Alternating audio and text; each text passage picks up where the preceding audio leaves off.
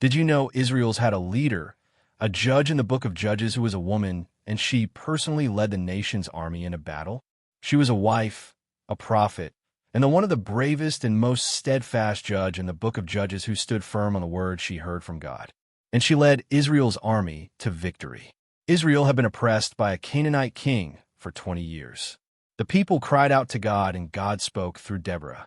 She was already serving as judge, settling disputes under a palm tree between two cities.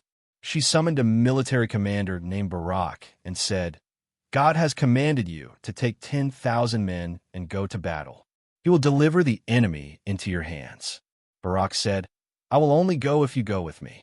She said, "I will go, but know this, the glory of the victory will not go to you. God will hand the enemy's commander over to a woman." She went, they fought, they won.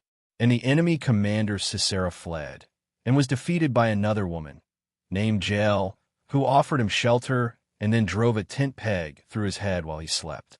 Israel had peace for 40 years, and Deborah sang a victory song that still sits in Scripture today.